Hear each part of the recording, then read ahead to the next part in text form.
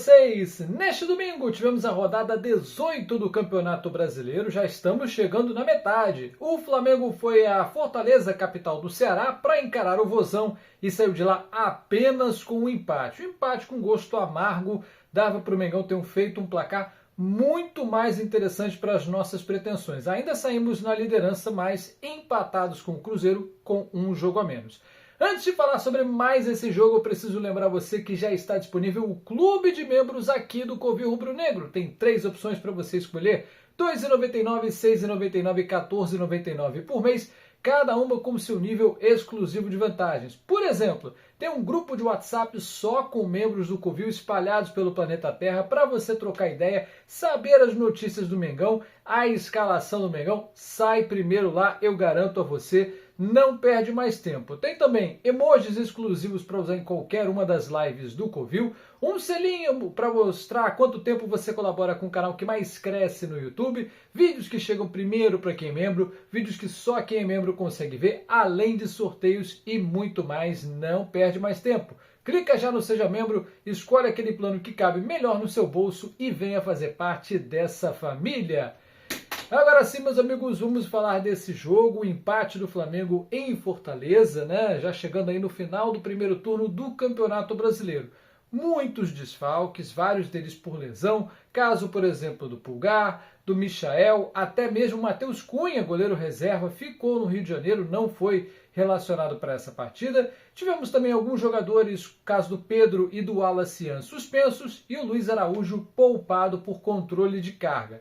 Então, com muitos desfalques, o Flamengo, que teoricamente está priorizando o Campeonato Brasileiro nessa temporada, entrou com uma equipe um pouco mexida, mas ainda assim bem forte, né? Tivemos em campo na noite desse domingo Rossi no gol, Emerson Royal já estreando como titular, né? Ele que atuou por alguns minutos no jogo contra o Atlético Mineiro e agora sai como titular.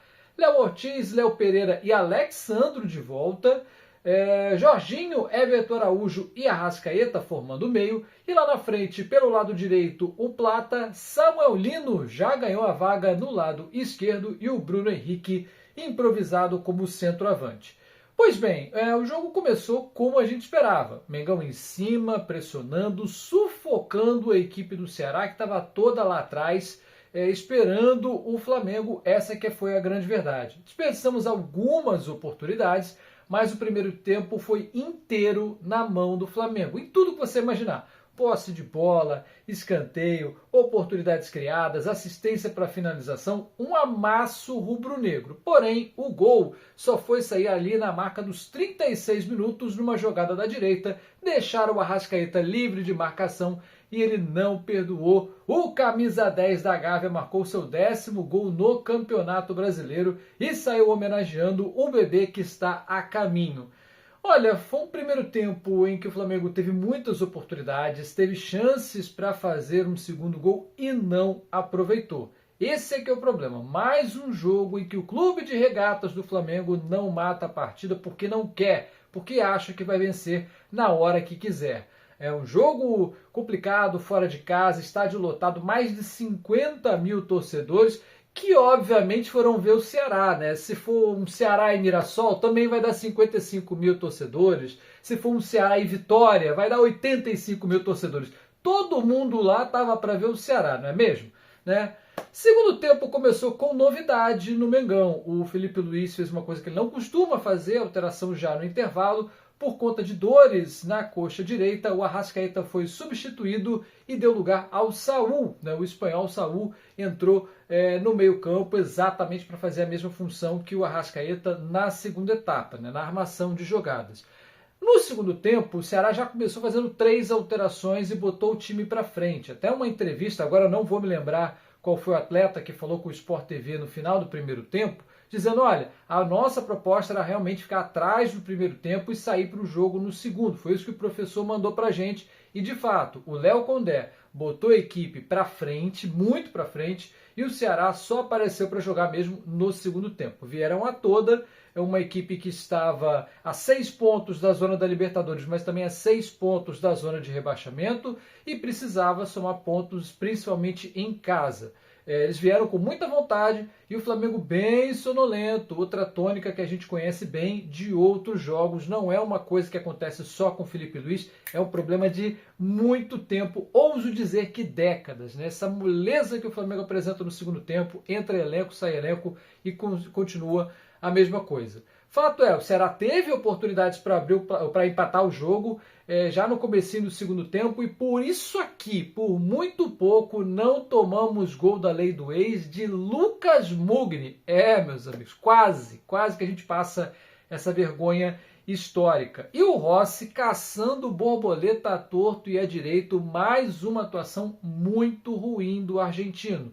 Gosto dele, ok, um goleiro que serve para o futebol brasileiro. Mas para o Flamengo, com as pretensões que a gente tem, com as competições de altíssimo nível que a gente precisa, acho que o Rossi já não está valendo mais a pena, porque é um goleiro que, quando é exigido, acaba entregando a paçoca. Vimos isso no jogo contra o Atlético Mineiro e aconteceu de novo no seguinte jogo contra o Ceará. Se a zaga aparece bem, se a zaga não deixa a bola chegar perto do Rossi, ele é um Neuer, já está jogando muito bem. Agora, quando é um time que é exigido, tem muito ataque e o adversário está indo para cima, o Rossi vai acabar falhando. E foi o que aconteceu mais uma vez. O gol do Ceará saiu aos 21 do segundo tempo, o Rossi caça a borboleta na área e o Pedro Raul vai lá e empata a partida. O Ceará teve até algumas oportunidades para virar o jogo, obviamente a torcida jogou junto, partiu para cima, mas não foi suficiente. O Flamengo que também acabou fazendo alterações ao longo do segundo tempo, com a saída do Bruno Henrique e do Jorginho para as entradas do Juninho e do Vitor Hugo, que está de volta ao Flamengo, ele que passou uma temporada emprestado lá no futebol turco, volta, não conseguiu ser negociado, pelo menos não no começo dessa janela.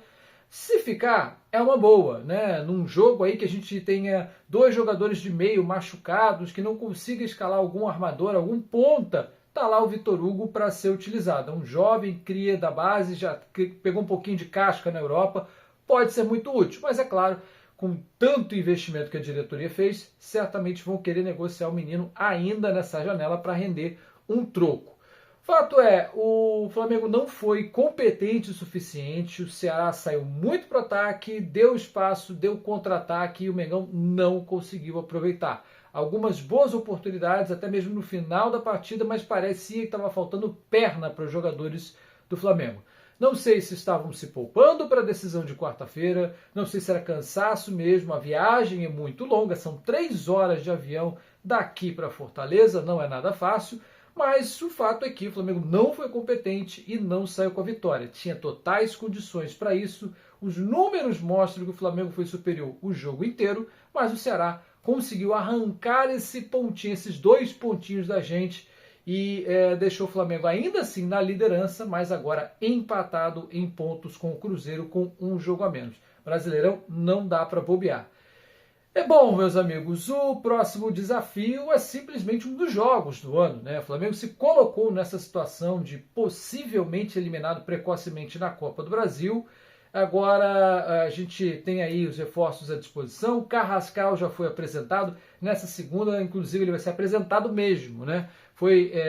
Já conheceu o Ninho do Urubu e agora ele vai ser apresentado, inscrito e tudo mais, regularizado. Quem sabe possa nos ser útil lá nas quartas de final, que a gente obviamente espera que o Mengão passe. Para isso, vai precisar ganhar do Galo no horroroso horário da quarta-feira às 7 horas da noite. O trabalhador CLT não tem 1 minuto de paz, vai ter que ficar no radinho até chegar em casa. E é isso, meus queridos amigos. Quinta-feira tem mais Ligado no Lance. Espero voltar aqui com a classificação do Mengão para as quartas de final. Lá na Arena, meu rival venceu. Que o Flamengo vença mais uma vez, dessa vez com gramado sintético. Grande abraço a todos. Até a próxima. Tchau, tchau.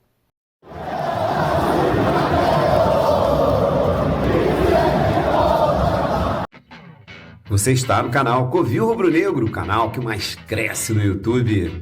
Ainda não é inscrito no canal? Pois é, aproveite. Inscreva-se já.